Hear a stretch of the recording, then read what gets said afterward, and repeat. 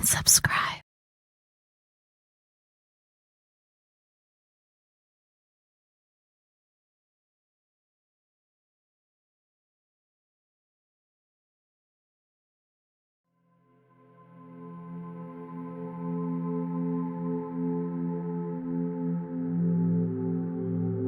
Vanity came into it with Ronnie. He enjoyed taking the boy out and being seen with him in the best restaurants. The boy was beautiful and behaved like a petulant mistress. Ronnie enjoyed indulging these shows of temperament. He liked taking him to his tailor's, selecting all his shirts and ties, and doing what he could to curb the excesses of his youthful bad taste. He was extremely jealous. One man the boy had flirted with had his face cut open. The boy was his boy. He called him son, referring to himself as your old dad. Any extravagance was allowed him. One of Ronnie's greatest pleasures was taking him with a select party of interesting people to the old society club in Jermyn Street. Ronnie loved the society. With its dark paneling and its pink silk-covered lamps, it was like something from a 30s film. This was where jovial businessmen brought their secretaries for a night out. An Israeli violinist called Gypsy played lihar at the tables. The champagne was expensive.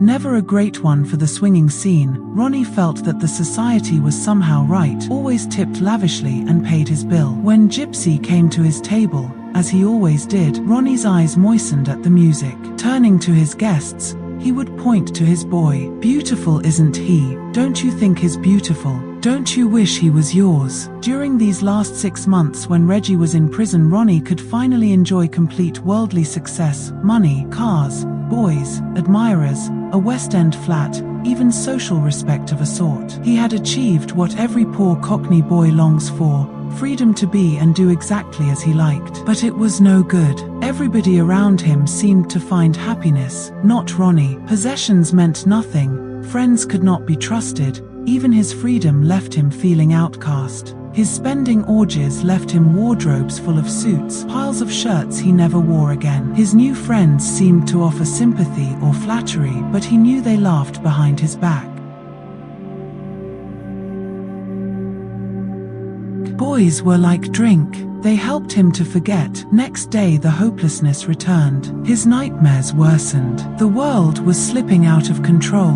His psychiatrist increased his daily dose of Stematol, told him to rest. Somebody mentioned the Canary Islands. He booked at the best hotel, taking his boyfriend for a fortnight's holiday. It was no use. How could he lie on the beach or waste his time swimming when there was always something to be done? The boy soon became sullen at Ronnie's attitude, especially when he insisted on moving to a seedier hotel where he felt more at home. This didn't help. Nothing on that sunny island interested Ronnie or could set his mind at rest. They returned to London 6 days early.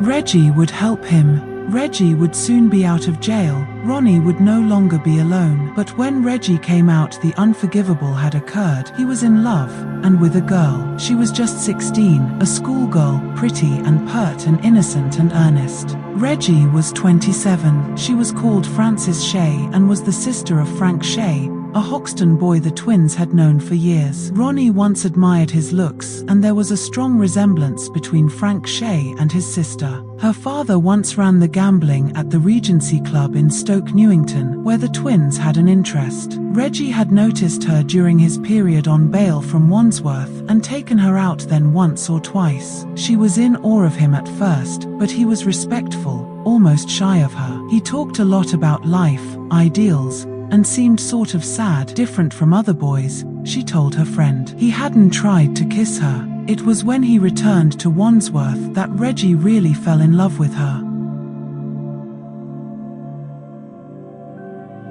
During the previous period of his sentence, he had been cheerful, one of the best, a laugh for everyone. When he came back, he changed. All he could think about was this girl of his. He'd got it bad, you couldn't kid him about it. Each day he wrote to her. He was afraid that she might fall in love with someone else before he was released. He wrote her poetry and was tormented by the memory of the brown eyes framed in the chestnut-colored hair. Once he was free, he could carry her off to a deserted bay beside a blue sea and build a house, the dark life with Ronnie would be buried and forgotten. She was his Cockney Cinderella, and he made her his princess. When Reggie came back, the arguments between the twins were the worst anyone remembered, with insults screamed about the girl and Ronnie's boys. Ronnie soon realized that his greatest danger of losing Reggie to Francis Shay would be through Esmeralda's barn. Now that Reggie had his directorship and share of the profits, he had no need for crime. He could do what he always dreamed of when away from Ronnie, living the good life and dazzling the girl. The barn was still bringing in big money throughout 1961. A discotheque was started in the basement. Lord Effingham joined the twins on the barn's board of directors. There was still great potential. It would not be hard to make the most of it and use the contacts it offered for expansion into other gambling clubs. Their brother Charlie had been doing well at the barn on his own account. Anxious for this life to continue, he urged the twins to invest their profits in betting shops and clubs. Ronnie objected. He knew that if Esmeralda's barn became the center of a thriving business chain, he would be quite superfluous. Ronnie told Reggie it was time he brought his girl to meet him at the barn. She was nervous when she came, a wide-eyed child in an unaccustomed world. But Ronnie seemed in a good mood, his big face beaming as he greeted her like one of the family. "Hello, Francis, my dear. I've heard a lot about you. How are you?" And Francis Shay, who'd heard a lot about him, relaxed and was impressed. She met Lord Effingham. Ronnie insisted that she try her hand at roulette. She won £1 or £2. She and the twins ate in the restaurant. But something about Ronnie scared her. Just 8 weeks after Reggie emerged from Wandsworth, all 3 Kray brothers were in trouble with the law. First Reggie. He was accused of petty housebreaking on the evidence of a woman who failed to identify him when she entered the witness box of the East London Magistrates' Court. The case was dismissed. Reggie was awarded costs. Then it was his brother's turn. Both were accused of loitering in the Queensbridge Road with intent to commit a felony and of trying the door handles of parked cars. The improbability of the charges gave Ronnie just the case he needed to stage a demonstration of the power of the Krays over the law. It was something he'd been waiting for. There was a combination of flair and thoroughness in the way he played it. The first thing he wanted was publicity. He briefed Namone Lethbridge, the prettiest young female barrister in the country, to defend him. His case had to be watertight. He hired a private detective and produced 8 solid witnesses to swear to his alibi. Finally, he wanted to teach the local police a lesson. This wasn't difficult. Through a contact on a local paper, he made sure the East End press carried his allegations of victimization by the police under banner headlines, "Detective called us scum of the earth." In court, the case could not stand up. On the 8th of May, the Marylebone Magistrates' Court dismissed the charges. Now Ronnie could enjoy himself handling the publicity against the law like an adroit public relations man. He held a full-scale party for the press at Esmeralda's barn, where he proposed a toast to British justice.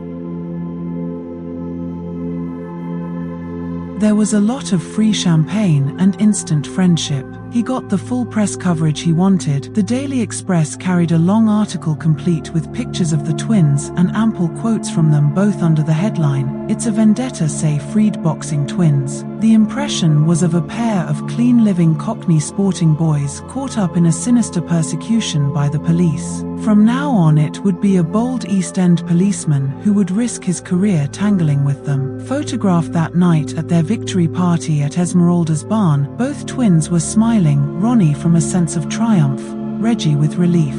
For Ronnie, the acquittal at Marylebone confirmed what he had always known. He was being picked out, persecuted, but had the power to beat his enemies. He was untouchable. Reggie felt none of this. He had loathed his time in prison and wanted no more risks. All he desired was peace and the chance to enjoy himself like any normal man. That summer he tried very hard. His share of profit from Esmeralda's barn had mounted in his absence. He was rich. He bought a new Mercedes, new clothes, improved his dancing, rode, ran, kept himself fit. He spent weekends at Steeple Bay in Essex, where the family had a caravan and he could swim and lie in the sun.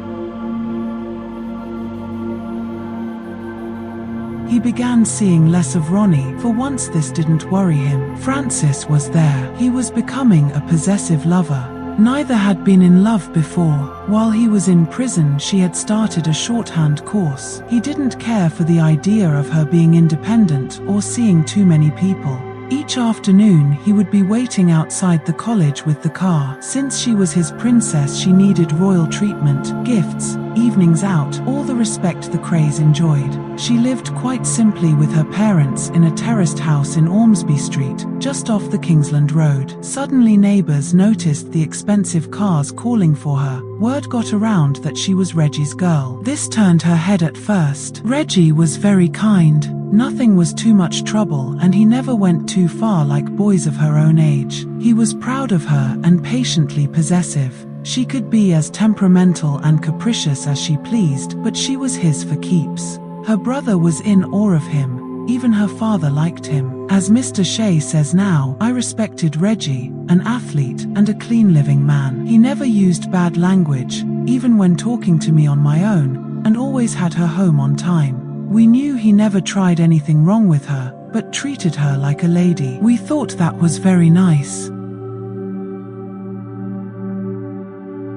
Reggie proposed to Francis in the autumn of 1961. She turned him down, saying that she was far too young to think of marriage. Reggie suspected that the real reason was that her parents secretly disapproved of him. To show how wrong they were and prove himself to Francis, he decided to become a real success. For some time now, Ronnie had been complaining that he was neglecting their business interests. Suddenly Reggie began attending to them. All his old energy and interest revived. He began keeping accounts in the laborious, backward-sloping script that was such a contrast to Ronnie's ill-formed scrawl. Soon he was thinking of expansion. The new gambling clubs and betting shops were obvious targets. Provided he used his brain, there was no need for unpleasantness or threats. The twins were businessmen, offering a service that these places needed. Their name was an insurance policy against trouble, and there was something of the insurance salesman about Reggie as he began whipping up fresh clients.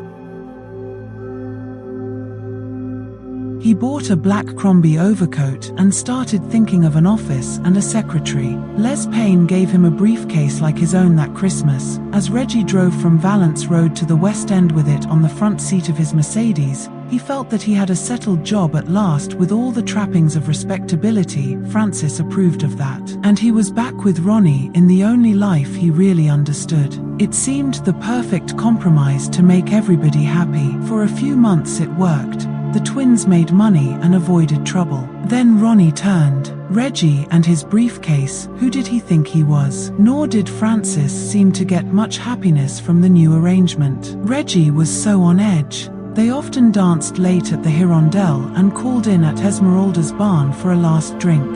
One night they found Ronnie there, drunker than usual. For the first time, the twins had a slanging match with Francis present. She was terrified. All the old arguments and hatreds were brought out, and finally, Ronnie stumbled off, shouting that he had done with them for good. This had often happened in the past, only to be forgotten when he sobered up. This time he meant it, and that evening marked a turning point in his career.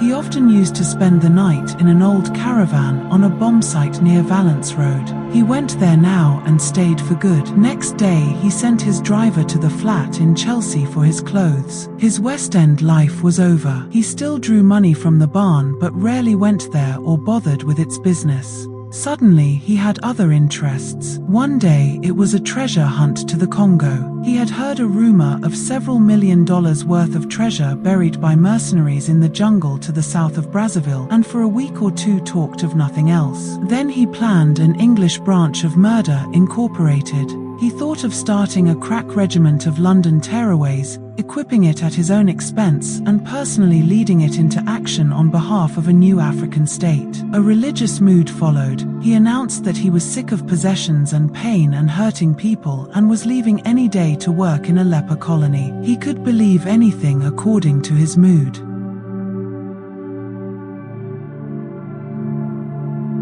The visits to the Lady Clairvoyante increased, as he relied on her crystal ball for advice. His spirit guide was looking after him, and she confirmed that he was the reincarnation of Attila the Hun and a samurai warrior. He would achieve greatness through violence and then die young. After a few weeks in his caravan, he moved into Cedra Court, a block of 30-ish luxury flats in Walthamstow, installing himself with a haphazard splendor which would have surprised his new middle-class neighbors. The decor was Cockney Moroccan, rugs, leathercraft, silk hangings, brass trays had all been purchased on a recent visit to North Africa. Some of the rooms were without curtains or carpets, but in the living room, there was a large-screen television, several big bright-flowered china vases, gilt mirrors, a yard-long plaster figure of a recumbent Alsatian, and an oil painting of a naked boy in a Victorian gold frame. "I feel happy," he told people. "Now I've got a place of my own." But the soft life was not for him. "I've got to be someone, do something. Here am I nearly 30, and going to die young." Because of this, he had to hurry if he was to fulfill himself. He began building up another army in the East End. He could have had the pick of the top London villains, but he chose carefully. This time he wanted men dependent on him, men he could dominate. He already had a great range of contacts, useful people he could count on to be with him out of fear or obligation or self-interest in an emergency. If it was necessary, I could have 200 armed men in an hour anywhere in London. Previously, the twins' closest followers had been Cockneys. Most of their new men came from outside London. Ian Barry and Scotch Jack Dixon were former Glasgow safe-blowers who learned to fight with the gangs of the Gorbals. 18-stone Big Pat Connolly, already on the firm, was another Scot. Ronnie liked outsiders without London loyalties. For some time no one could be sure what new men were in the firm.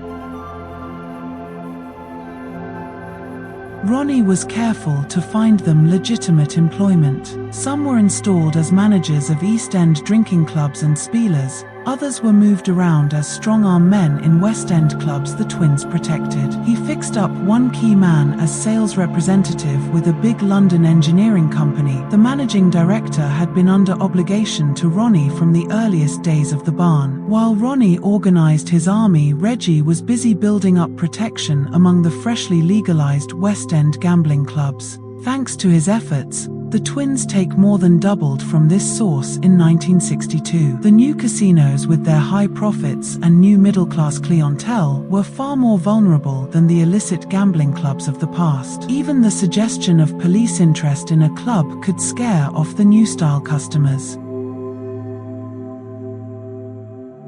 Club owners seemed prepared for peace at any price. Even so, there was still no need for him to be involved in too much violence. With Ronnie in the background, the Kray name was quite enough. Clients began to come to him. Reggie compared himself with other experts whom clubs required, lawyers or caterers or public relations firms. He was efficient, and for what he had to offer no one could call his price excessive. He was the best around. A new club opening in Shepherd's Market felt it was wise to ensure against trouble from the start, buying the protection of the Kray name for £150 a week. More followed, 2 in Knightsbridge, 3 in Chelsea, several in Mayfair. Reggie devised a tariff based on the club's profits. It was an inclusive charge. One night 2 young men threatened to bomb a club near Grosvenor Square. The manager wanted to keep the police out and asked Reggie's help. Next morning one of the men telephoned the club apologizing, and another £150 a week began to flow into the Kray funds. Reggie was smart enough to see that foreign interests were becoming interested in London gambling. He had heard rumors that the American mafia, anxious to diversify investments, was trying to buy into several of the smartest Mayfair clubs. The French and Canadians were also busy. Reggie made sure that they contacted him early in negotiations. All of these foreigners took it for granted that the conventions of smoothly organized protection on the American pattern operated in London, an assumption he was willing to go along with. Reggie Kray's love for Frances changed with success. She was not quite his Cinderella anymore, but an important part of the business, the gangster's girl, taken for granted by the firm. Her looks and youth went well with Reggie Kray, the businessman around the West End. He bought her clothes, jewelry, a gold necklace, and liked to feel she was a credit to him. Ronnie became almost polite towards her. She was the one who had the doubts, as the rich, claustrophobic gangster's world closed in on her. The large men and large cars started to oppress her. She was becoming bored. Sometimes Reggie took her for a weekend by the sea. Here they would still enjoy themselves, but back in London, he became impossible, especially when he drank. She tried to leave him several times, but soon found that there were not many boys willing to risk being seen with Kray's girlfriend, especially as he was still set on marrying her. By this time Ronnie was ready for his greatest coup. He had the firm assembled and had worked out his objectives. During his period at Esmeralda's barn, he had learnt one important lesson, that Mayfair was not only richer but more vulnerable than Mile End. The sort of crime that he had carried on in Whitechapel would work just as well in the swinging London of the 60s. He would use the methods of old-style Cockney villainy to blackmail, trick and terrify his way into big business, smart society, credit dealing, large-scale fraud. He had considerable resources. There was the old myth of the twins' immunity from the law and the carefully spread rumor that they had so many senior policemen bribed or blackmailed that any information offered to Scotland Yard about them came back to them. There was the code of silence, the assumption that it was unwise to talk about the twins because they always knew who had gone against them. There was the jail network, bringing them information from the prisons and ensuring that while their associates were away they would be looked after and their enemies discreetly dealt with. And there were the link-ups and payoffs with a range of criminal allies throughout London, the Colonel's politics of crime.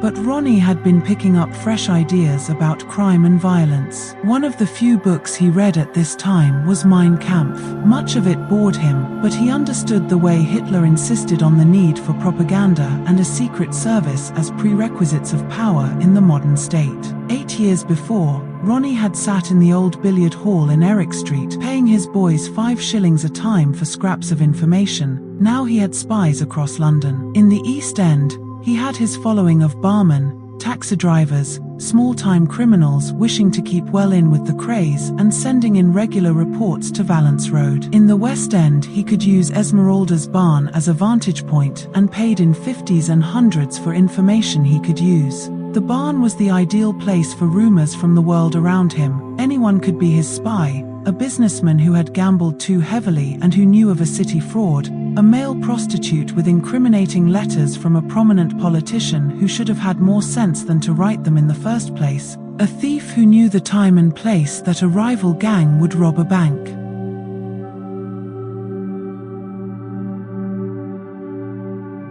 Ronnie had a surprising memory for facts. His mind was full of the crime and scandal of the city. Sooner or later it all came in useful. The information service was invaluable in other ways. In 1962 alone, at least 3 plans were made to murder the twins, one by a homemade bomb planted in their favorite pub, another by poison, and a third by 3 Corsican gunmen hired by a West End club owner with a grudge. The twins got wind of each attempt well in advance. The bomb, neatly diffused, was delivered back to the man who ordered it. The intending poisoner had his jaw broken in a club in Old Compton Street. 3 slightly worried Corsicans were met at Heathrow Airport by a reception committee who sent them straight home on the next flight to Paris. With gangsters, as with politicians, what they do counts far less than what they are thought to do. The twins had the politicians' rare asset of endless credibility. People would always think the worst of them.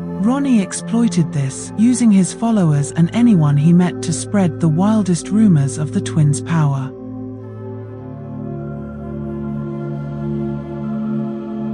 He loved to lard his conversation with hints of depravity and unspeakable wickedness, insinuating that the twins were behind every racket and maiming. It was even suggested that they killed for fun. Every society seems to need a bogeyman. Ronnie began to play the part, living for the hush that fell across a room when he entered, the glances from other tables when he was at dinner, the tension in a bar until he left. Vanity apart, this notoriety was good for business. The twins' name for evil placed them above all competitors. Nobody wished to fight with a legend. In the first week of March 1962, the East End had its own royal film premiere. Sparrows Can't Sing, a sentimental Cockney comedy of errors with Barbara Windsor, the East End's blonde bombshell, opened at the Empire Cinema in Bow Road before the Snowdons and a society audience. It was a gala night for Stepney. When the film ended and the royal couple drove off along Commercial Road in their Rolls, the film cast and their friends went to a celebration party at the new club opposite. It was called the Kentucky. Waiting to meet them were its young proprietors, immaculate in evening dress, the Kray twins.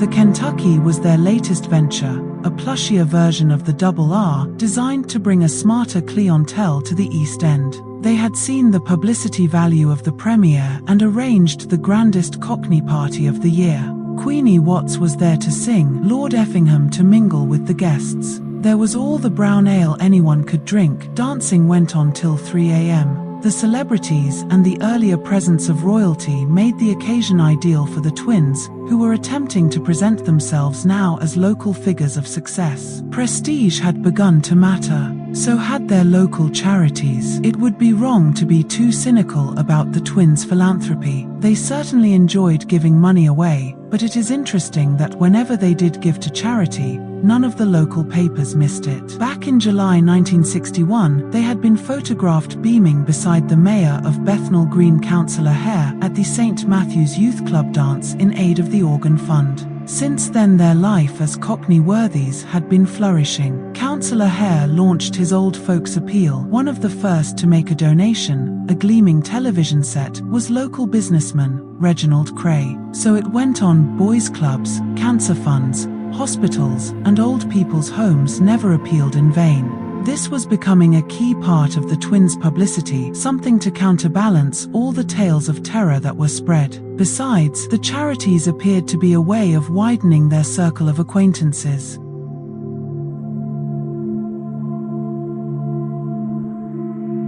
When the Repton Amateur Boxing Club put on a special show that November, local businessman Ronald Kray donated all the trophies. The East London Advertiser ran a half-page tribute to the generosity of the twins, complete with photograph of Ronnie Kray with Billy Walker, the boxer, and the news that Ronnie had bought £220 worth of tickets. His guests included Joan Littlewood, Barbara Windsor, Victor Spinetti, and Terry Spinks. According to the paper, he had also invited jockey Charlie Smirk and actor Sir John Gielgud. This expansion of their public image brought the twins closer to each other. To all outsiders, they were the twins now, firmly cemented in their double act by growing notoriety. Fame, income, self-respect seemed to depend on their togetherness. Reggie was still the businessman. Each minute of his day seemed to be filled with people to see, details to take care of.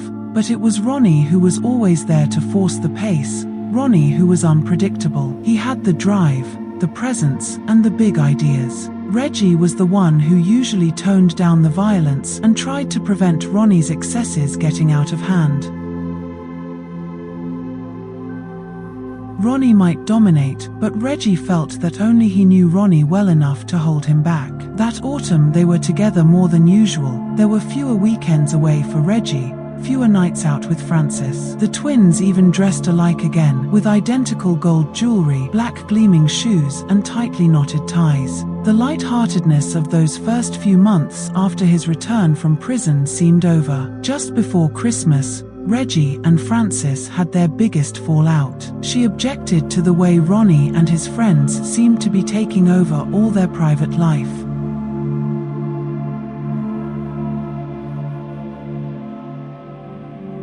He said her parents were trying to put her against him. At one point he was in tears, but finally agreed it would be best for them to see less of each other for a while. I saw that with the name the twins were getting, I could soon streamline crime and use them both to form a syndicate to ensure that things got done as in the States. I knew the Richardsons and the rest of the top villains. Nothing could have been easier then than tying the whole thing together so that all the robbery with violence, all the fraud, protection, villainy came under one control.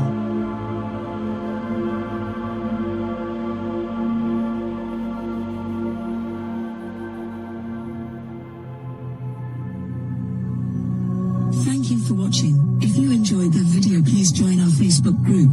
It's called Krays Crime Lords of London. We're a friendly moderated group with over 1,000 Kray and other celebrated gangster videos available for view. There's also thousands of images in the photos sections. The link for the group is in the YouTube description section. I hope we see you there soon. Leave a like and subscribe.